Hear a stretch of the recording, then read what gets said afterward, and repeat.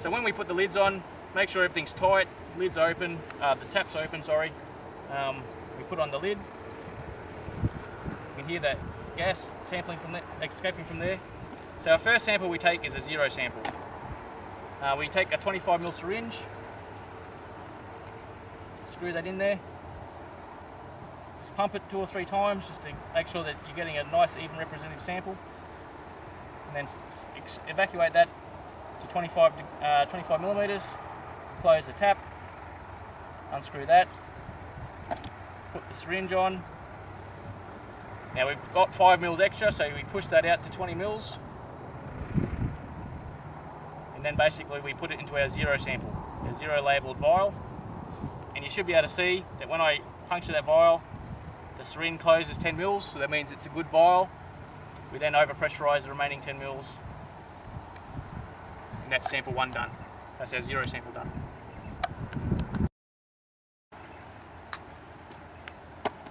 Okay, so now it's 20 minutes later.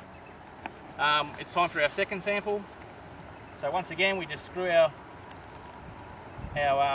syringe on, open the tap, just give it a pump 3 or 4 times, just to mix the headspace. Extract to 25 mils, put on our syringe, put it down to 20 mils, and into our Excitainer.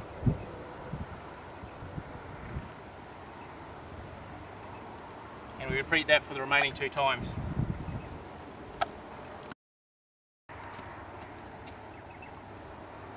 Okay, so now it's been 1 hour, we're ready for our last sample. It's a good idea just before you take each sample just to check that your syringe is not blocked. You do that by just popping it in and out. So once again, we take our sample.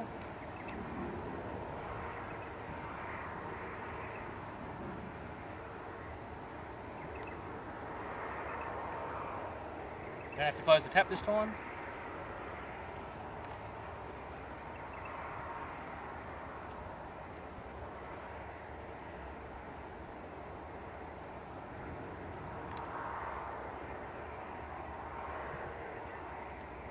And that's our sampling done.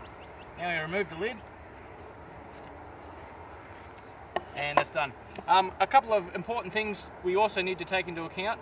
The temperature in the chamber headspace is very important for the calculations of the fluxes, so it's very important to measure that somehow.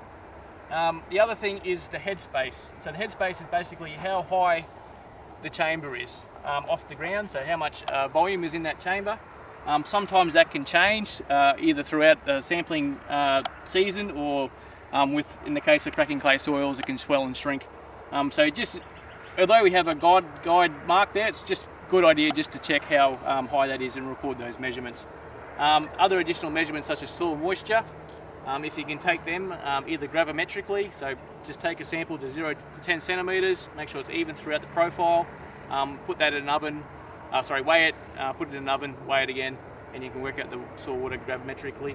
Otherwise, use a logging moisture sensor. So once we have our 4 samples, we then send these Excitainers away to a lab for analysis. Alternatively, you can send them to our lab at QUT and we'll analyse them for you. The results from this will be the 4 fluxes, the 4 gas concentrations, and then we'll calculate a flux from these 4 samples and also do some quality control on the data. Okay, so it's also very important for various analysis and also modelling purposes that we collect some auxiliary data together with our greenhouse gas data, so we can sort of correlate environmental variables with the fluxes that we're seeing. Obviously rainfall is a very key driver, or irrigation intensity, but also general weather, temperature, wind speed, whatever you can collect is good, but the minimum is probably rainfall. Yield data is also very important because there's no point in introducing a new nitrogen fertilisation regime if it adversely affects the yield of the crops. So whatever yield data you can collect as well is critical for this sort of studies. So another type of chamber we can use is similar to the automatic chambers, where the frame is separate, and it basically sits into the ground about 10 centimetres deep, and it sits pretty much flush with the soil level. The advantage of this chamber is that the environmental impacts within the chamber are minimised. You can also grow plants in there if you desire that. But this is the chamber housing. It basically sits on top. Creates a seal there's a seal with some rubber foam just here. It clamps down, that holds it onto the base. This is our chamber. The disadvantage of this system is obviously it's quite heavy. If you have to carry these long distances, it can be quite a pain in the neck. If in this case they can just sit right next to the field, it's okay. The other disadvantage is just the expense. This is a lot more expensive than the PVC chambers. So these are our automatic chambers. They basically work on the same technique. The only difference is obviously they open and close automatically.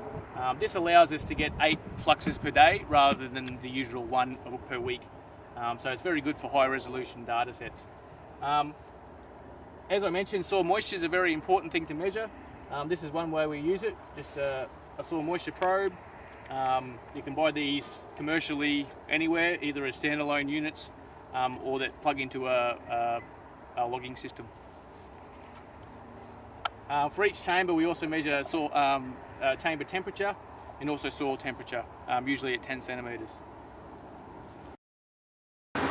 So we're here back at our soils lab now where the samples come back to get analysed. This is our gas chromatograph. It's hooked up to an auto sampler. It's running at the moment.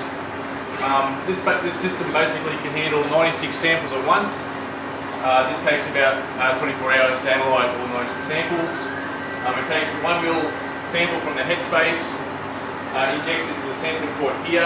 That's then analysed for nitrous oxide by the ECD, the electron capture detector, methane by the FID, flame ionisation detector, and there's a TCD in there for CO2. At the same time, we have to be quite rigorous with our standards. This is our bunch of standards that we have here. So we use these to have a known concentration of how much gas is in our samples. We basically compare the results of these standards with what's in our samples. So we have a range of standards here ranging from just above ambient air up to 5 to 10 ppm.